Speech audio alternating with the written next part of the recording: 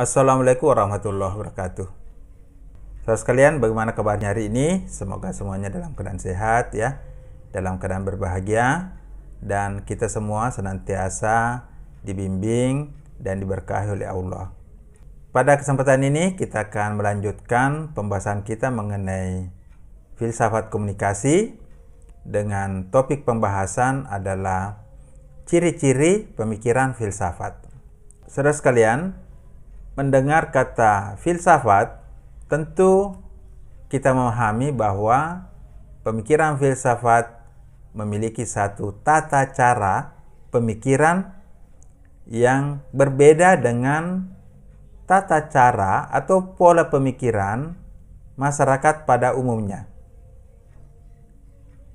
Karena pemikiran filsafat ini akan menjawab hal-hal esensial, hal-hal mendasar dalam hidup kita untuk menjelaskan fenomena yang kompleks atau menjawab masalah yang rumit, maka tentu dibutuhkan satu tata cara berpikir yang berbeda, yang lebih kompleks dibanding pola pemikiran masyarakat pada umumnya.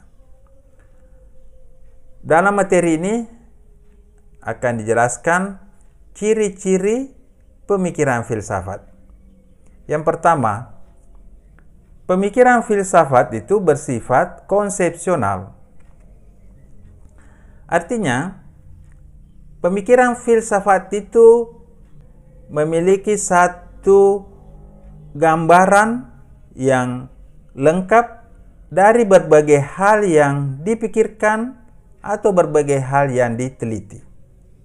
Pemikiran konsepsional juga berarti kita meninjau suatu permasalahan atau sebuah fenomena berdasarkan satu pemikiran yang tepat, yang berdasarkan satu kerangka pemikiran untuk mendapatkan satu gambaran, untuk mendapatkan satu penyelesaian dari masalah yang diteliti. Oleh karena itu, di dalam berpikir filsafat, kita harus berpikir secara konsepsional, kita harus punya tuh konsep yang jelas terhadap apa yang kita pikirkan, apa yang akan kita selesaikan di dalam kehidupan kita. Dengan pendekatan konsepsional, maka kita dapat menguraikan dan memahami segala hal-hal yang kita hadapi dengan lebih sistematis dan lebih mendasar dengan pikiran-pikiran konsepsional. Saudara sekalian, ciri pemikiran filsafat yang kedua adalah koheren. Koheren berarti ada satu pemikiran yang runtut, satu pemikiran yang berkesinambungan, satu pemikiran yang konsisten di dalam mengelola pikiran kita, di dalam mencari jawaban terhadap masalah-masalah yang kita hadapi. Jadi kita bisa melihat orang-orang yang berpikir filsafat memiliki cara berpikir yang berkesinambungan, yang punya keterkaitan antara satu hal dengan hal lain, sehingga kita bisa menemukan satu jawaban tentang berbagai aspek yang kita kaji atau yang kita pelajari. Di dalam hidup kita, kita tidak hanya perlu berpikir koheren, tapi juga bagaimana membuat hidup kita, perilaku kita koheren dengan apa yang kita pikirkan, apa yang kita katakan, dan apa yang kita lakukan. Jadi, ciri pemikiran filsafat yang kedua adalah koheren, yaitu adanya kesinambungan, adanya konsistensi di dalam cara berpikir kita. Saudara sekalian, yang ketiga adalah kritis.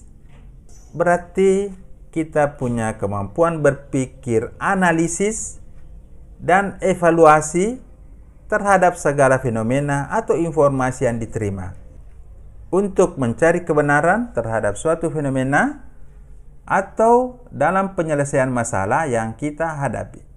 Ada beberapa prosedur berpikir kritis ini, misalnya kita membatasi masalah, kemudian mencari data yang terkait, kemudian melakukan analisis, mengevaluasi, kemudian kita akan mengambil suatu kesimpulan.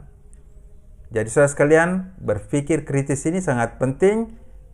Dengan berpikir kritis berarti kita bisa memfilter, kita bisa menyeleksi, kita bisa memilih informasi, memilih makna, atau memilih jawaban-jawaban yang tepat sesuai dengan pertanyaan suatu masalah yang kita teliti.